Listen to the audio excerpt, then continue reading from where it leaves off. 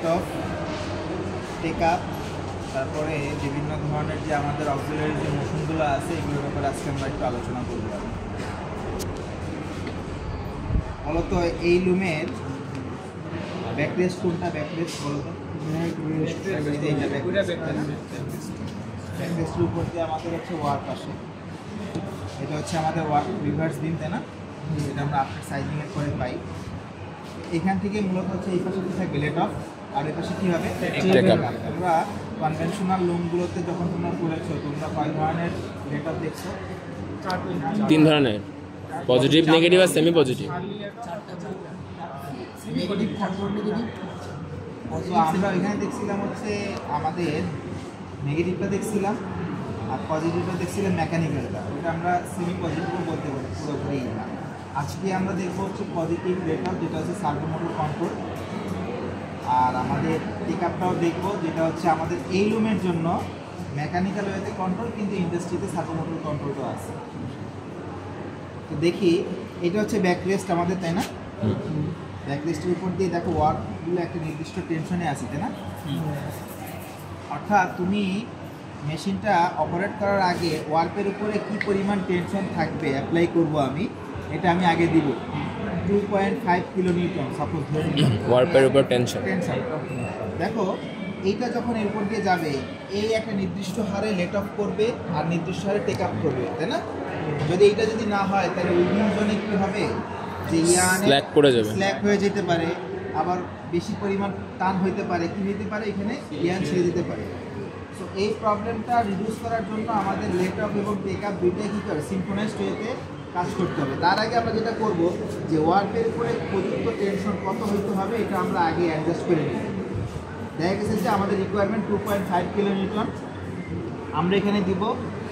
Take আপটা fixed থাকবে, late অফটা কী করবে আমরা হয়তো বা বিপরীত দিকে ঘুরাবো। যদি আমাদের টেনশন যদি বাড়াইতে হয় তাহলে আমাদের বিপরীত দিকে ঘুরাইতে হবে, আর যদি টেনশন যদি আমি এখন কমাইতে চাই তখন কী হবে? তার বিপরীত দিকে ঘুরাইতে হবে।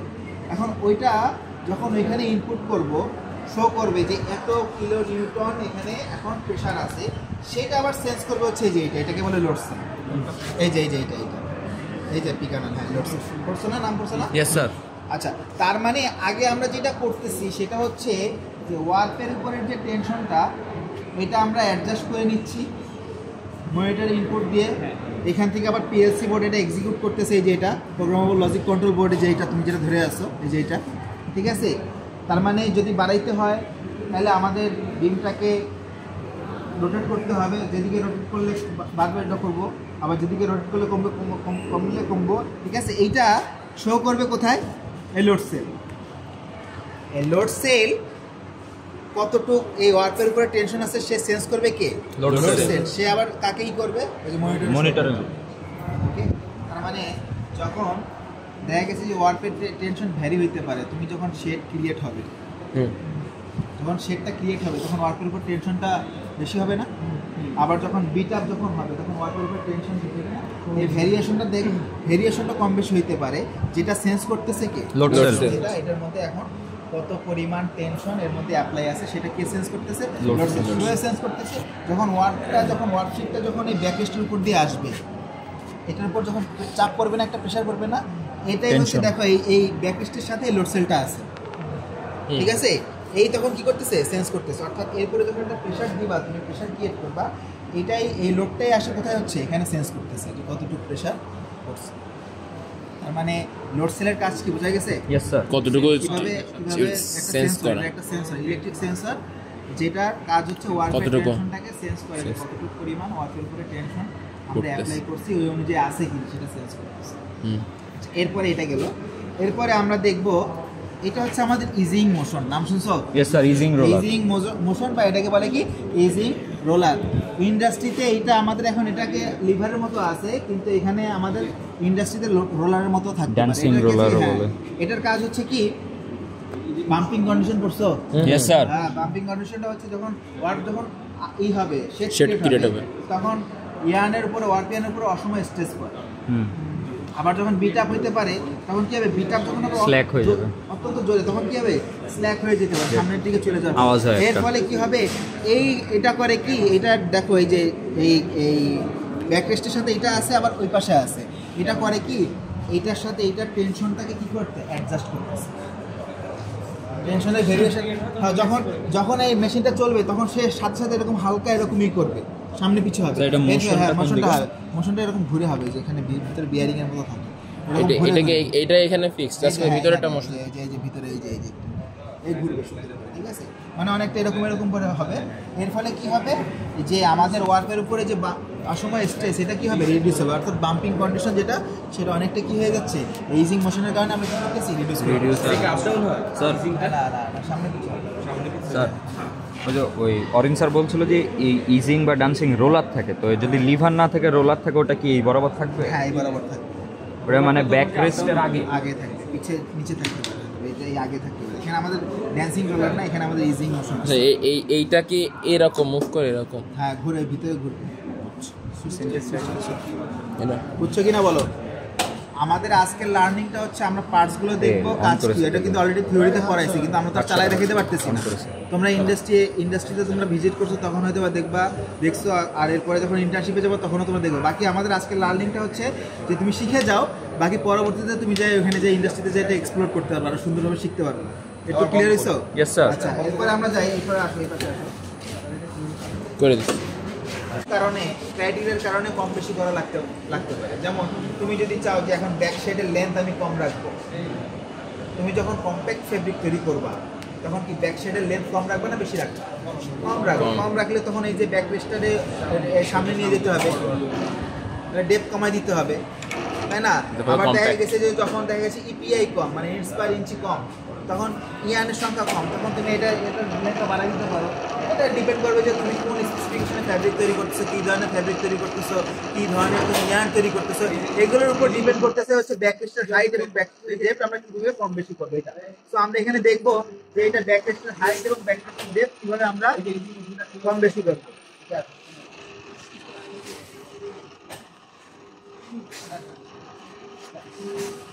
এই যে দেখো, এটা মিউজিক মোশন কাজ করতে দেখছো, এই যে এখানে বিয়ারিং এই যে ঘুরতেছে দেখছো, ওই যে ব্যাকরেস্টের সাথে দেখছো সামনে পিছু হচ্ছে দেখছো, এটা তো এটাই আছে, এটা তো এর সাথে ফিক্স করা।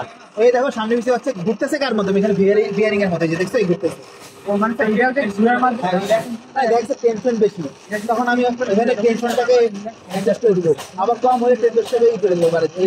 মানে এটা কিন্তু অনেকটা হচ্ছে ওই যে বাম্পিং কন্ডিশনের ফলে টেনশনের কি হয় না, ভেরিয়েশন হয় না, এই ভেরিয়েশনটা সে এখানে রিডিউস করতে।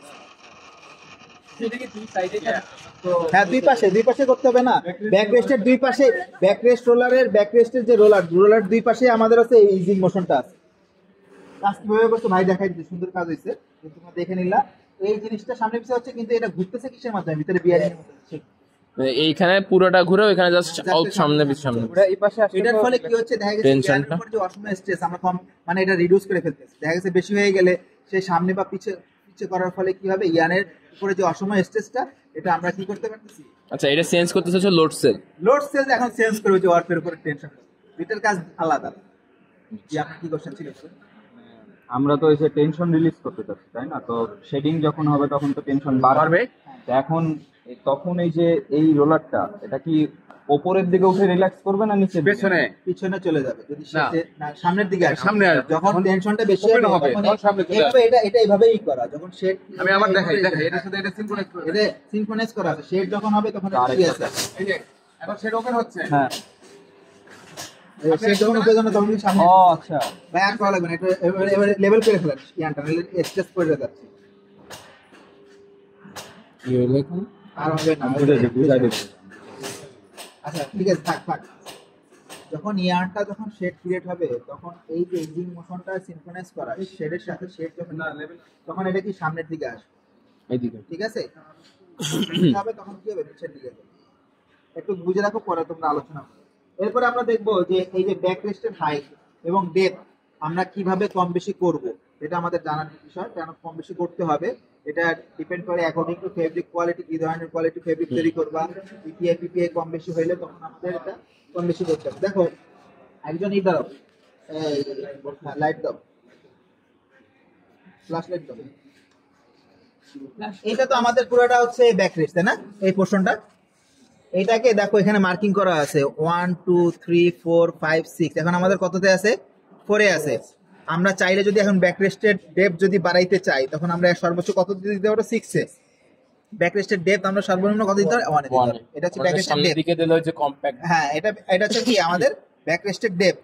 আর হাইটটা কিভাবে করব কন্ট্রোল করব, এই যে হাইটের জন্য স্কেল হচ্ছে যে এটা দেখো, এই যে দেখো ভিতরে আসো তোমরা, দেখছো কততে আছে দেখো, কত আছে +8, কততে আছে +8। আমরা সর্বোচ্চ এখানে কত করতে পারবো, সর্বোচ্চ কত দেয়া আছে?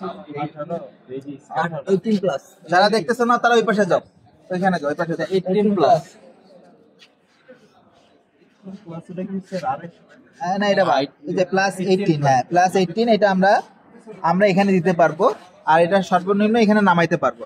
এখন দেখো এটা আমাদের কি ড্রপার, এটার কাজ কি বলো তো, এটা পড়ছো তোমরা কি, এটা স্টপ মোশন, এটা সার্কিট ফিল আপ হয়ে যায় এখানে স্টপ মোশন। হ্যাঁ এখন করে দেখা গেছে যে আমাদের যদি এখানে যদি 5000 যদি থাকে ইয়ার্ন থাকে, 6000 যদি ইয়ার্ন থাকে, তাহলে আমাদের 6000 ড্রপার আমরা ইউজ করব।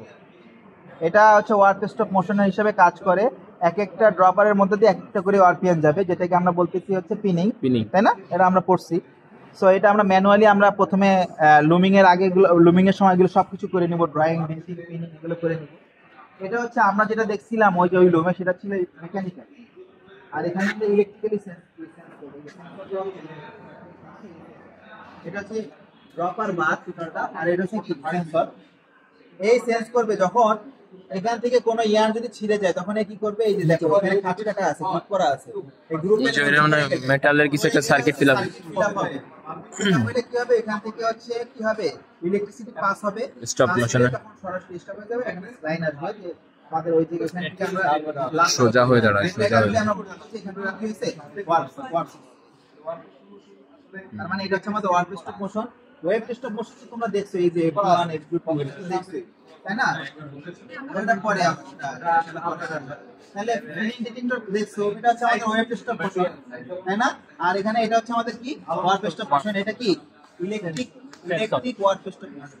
আগেরটা কি ছিল মেকানিক্যাল, এটা কি আমাদের ইলেকট্রিক ওয়ার্ক স্টপ মোশন। ঠিক আছে, এটা আমাদের কি বলতেছি ড্রপার বার।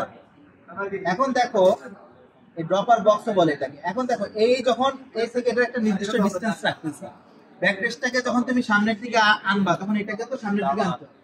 কোনটাকে, এই যে এটাকে, এই যে বক্সটাকে, বুঝে নাই? আমি যখন ব্যাকরেস্টটাকে যখন এইটাও পেছানো লাগবে, ওইটাও পেছানো লাগবে, তাহলে সাথে ডেপথ কমাতে হবে। আবার এটার যখন হাইট বাড়াবো তখন এটার হাইট বাড়াইতে তুমি এটার হাইট বাড়াইলে এটার নিচে দিয়ে দিবে, এটা এই পজিশন আছে, তখন তো সমস্যা। তো এটার সাথে এটারও অ্যাডজাস্ট করতে হবে। এটা অ্যাডজাস্ট করার জন্য দেখো দুইটা স্কেল আছে, এই যে দেখো এই একটা স্কেল, এটার মাধ্যমে হচ্ছে আমরা হচ্ছে ডেপথ কম বেশি করি। দেখো কত আছে, 6 এ আছে, দেখছো এই যে 6 এ আছে, 5 এ আছে না, এই যে এই কাটটা, এই কাটা। আর এখানে ডেপথ কততে আছে, এই যে দেখো ডেপথ আছে কততে, 4 এ। হ্যাঁ এই যে এখন যারা দেখো না তারা এসে দেখো, এই তুমি দেখছো না, তুমি দেখা, এই যে দেখো করতে হবে, এই দাগটা বরাবর দেখতে হবে। কই রে, এই যে এটার হাইট হচ্ছে এই জায়গায়, এটার হাইট এই যে এই জায়গায়, আর ইয়ে কই এই দাগটা দেখতে হবে, এই দাগটা বরাবর যেটা থাকবে ওটাই। এটা 6 এ এটা কি, এটা ডেপ, এটা সামনে পিছনে নিলে ডেপ, আর হাইট হইতাছে এই যে এটা 4 এ আছে, দেখ এই যে 4 এ আছে, উপরে নিতে হবে, নিচে এটা খুলে সামনে নিচে যে ব্যাকরেস্টটাতে সামনে পিছনে অনেক বেশি সামনে পিছনে নিতে হবে। এই যে এটা সামনে নিচে নিলে এটা পিছনে নিতে গেলে, আর উচ্চ নিচে হলে এই যে এটা 18+ পর্যন্ত আছে। মানে তুই এই স্ক্রুর পরে এই স্ক্রুতে দিতে পারবি, যে কোনো জায়গায় দিতে পারবি। এটা তো জায়গা না, FD1 FD2 টা পুরাই দিতে পারবি স্লাইড। এটা দেখছো সবাই, মোটর সার্ভো মোটর। এটা হ্যাঁ দুই ধরনের মোটর হতে পারে, সার্ভো মোটর হতে পারে, স্টিপিং মোটর হতে পারে। আমরা এখানে ইউজ করছি সার্ভো মোটর, যেটা শুধু এটার জন্যই হচ্ছে রেসপন্সিবল, অর্থাৎ এই মোটরটা শুধু লেট অফই করবে আর কোনো কাজ করবে না। এই মোটরটা লেট অফই করবে আর কোনো কাজ করবে না। এখন এই সিগন্যালটা আসবে কোথা থেকে, ওই লেট অফ, ওই যে পিএলসি বোর্ড থেকে। পিএলসি সে দিবে যে এতটুক পরিমাণ মানে এখন লেট অফ করতে হবে, তখন সিগন্যালটা এখানে আসবে, এই মোটর তখন মানে এই ফাংশনাইজ হয়ে তখন কাজ করবে আর কি। এই তার মানে এখানে লেট অফের জন্য আমাদের সার্ভো মোটর আছে।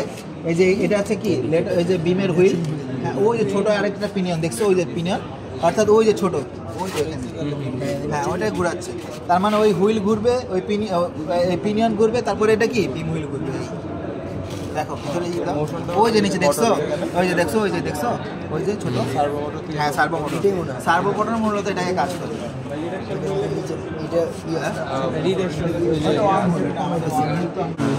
আমাদের এই লুমের হার্টটা হচ্ছে যে এটা পিএলসি প্রোগ্রামেবল লজিক কন্ট্রোল। হ্যাঁ প্রোগ্রামেবল লজিক কন্ট্রোল বোর্ড, এখান থেকে মূলত হচ্ছে সব কিছু এক্সিকিউট হবে। আমরা ডিজাইন তো আমরা এখানে মনিটরে দিলাম, মনিটরে ইনপুট করব, কোনটার কত কিছু লাগবে সব কিছু মনিটরে ইনপুট করব। এখন এক্সিকিউট করে এনকোডিং করছে, এনকোডার করছো, এনকোডারের কাজটা কি মানে ওই যে মানুষের ভ্যালুকে এটাই।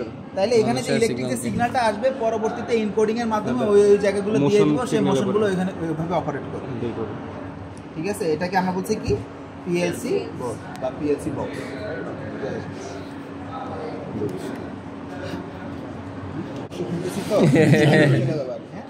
জাদুর বক্স।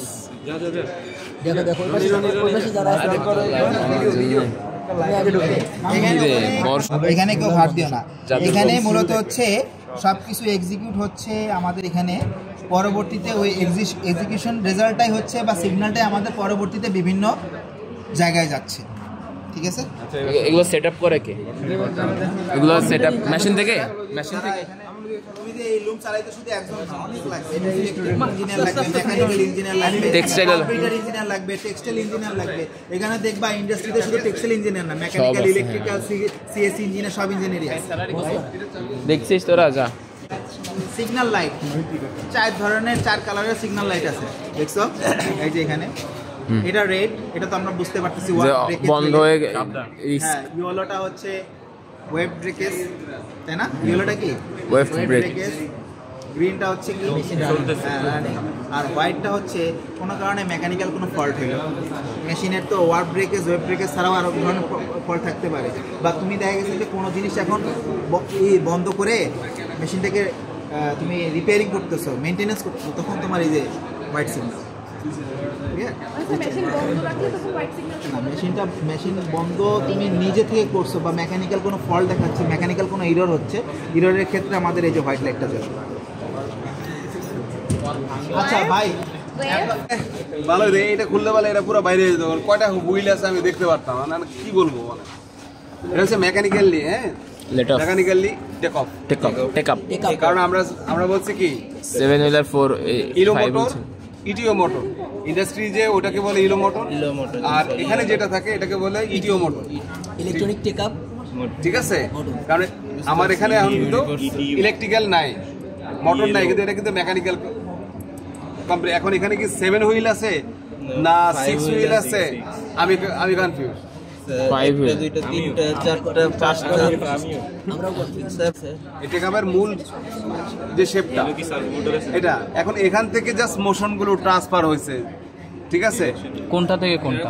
নিচের থেকে। এটা মেশিন চালাইলে তুমি বুঝতে পারবে, এখানে কি চালাইলে, এটা মেশিন না চালাইলে তুমি বুঝবে কিভাবে। এখন এখানে কিভাবে এটা খুললে যেমন পুরো আলাদা হয়ে যেত। থাক স্যার, আমরা ধরে নিই এটা মেকানিক্যালি, কিন্তু এটা 6 হুইল না 7 হুইল আমি না গোনা পর্যন্ত ভাই আমি ভুল ইনফরমেশন দিতে পারবো না, কারণ আমিও এর আগে খুলছি কিন্তু আমার স্মরণ নাই। মডার্ন তো 7 হুইল থাকার কথা না, 5 হুইল 7 শিওর, এটা তো বল মডার্ন আছে। মোটরটা হচ্ছে কি সার্ভো মোটর, তাই না? এখন এই মোটরটাকে আসলে মূলত কে সিগন্যাল দেয়? আমরা যখন ওখানে রিকোয়েস্ট ট্রান্সফারটা সিলেক্ট করি মনিটরকে ইন্ডিকেট করে কোথায়, ওখানে ওই যে টিএসএফ সেন্সর বা ওখানে যে ওই যে লোড সেল আছে, লোড সেল যতক্ষণ পর্যন্ত লোড নেবে ততক্ষণ পর্যন্ত এটা অন হয়ে যায়, যখন লোড সেল রিডিউস করে এটা ক্লোজ করে দেয়, এটা কন্ট্রোল করে ওই লোড সেল। ওই যে লোড সেল আছে না, ওই লোড সেল কন্ট্রোল করে এটাকে। এখন লোড সেলকে সিগন্যাল কে দেয়? ওখানে পিএলসি বা মাদারবোর্ড।